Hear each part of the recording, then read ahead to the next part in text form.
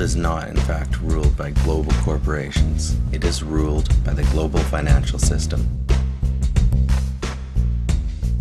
To appreciate this fact, us Canadians must understand what money is and where it comes from. The official figures from the Bank of Canada show that Canada's money supply now totals about $780 billion. Of this amount, less than 5% is cash and coin.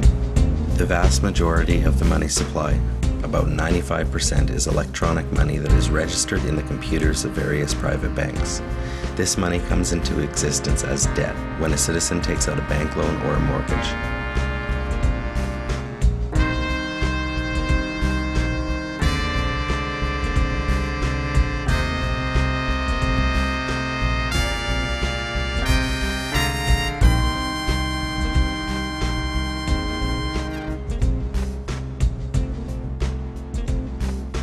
Banks do not actually make loans out of their depositors' money, as some people might believe.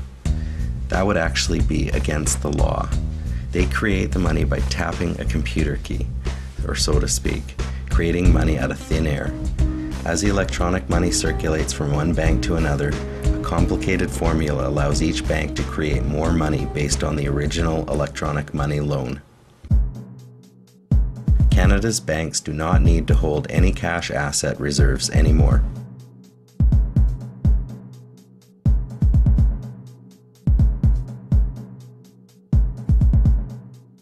They used to have a 10% reserve. Then the Mulroney government did away with the reserves from 1991 to 1993.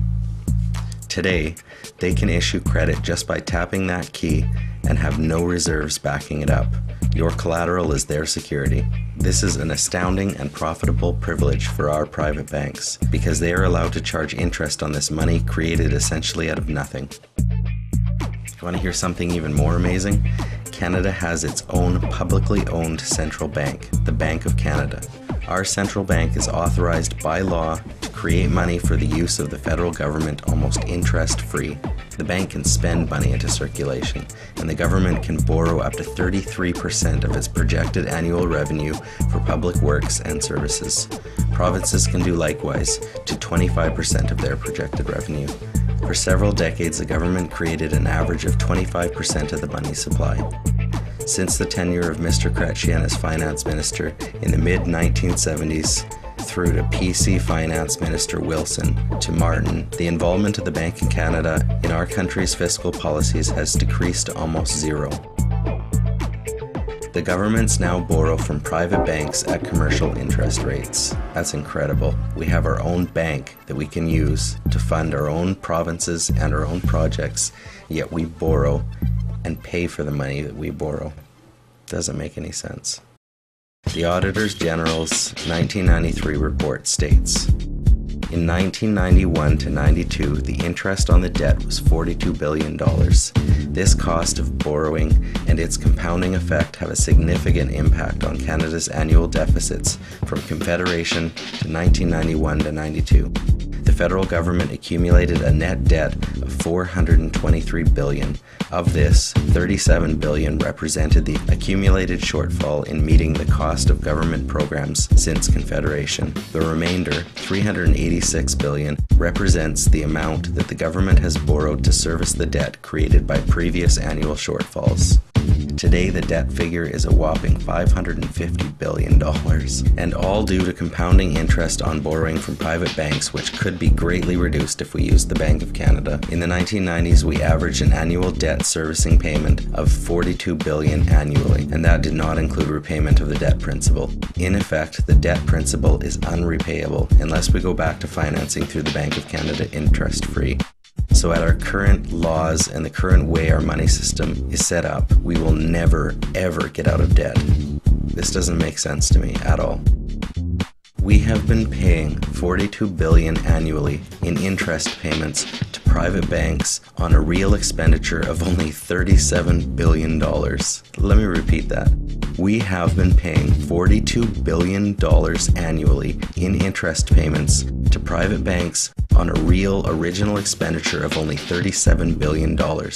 This sum of $42 billion per year has been a windfall profit to our private banks. No kidding. And these banks, the same ones that can print money out of thin air, no wonder they have been such generous donors to the major political parties' election coffers.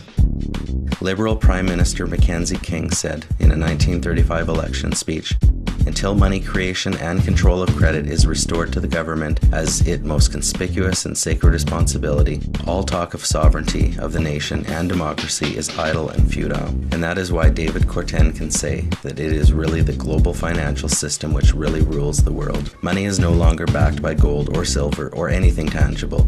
It is backed by debt. More people need to understand what this means, despite the difficulty most of us have grasping these concepts. The way the finance system is set up is indeed incredibly complex, but it is actually the sheer simplicity of the fundamental rip-off that usually eludes understanding.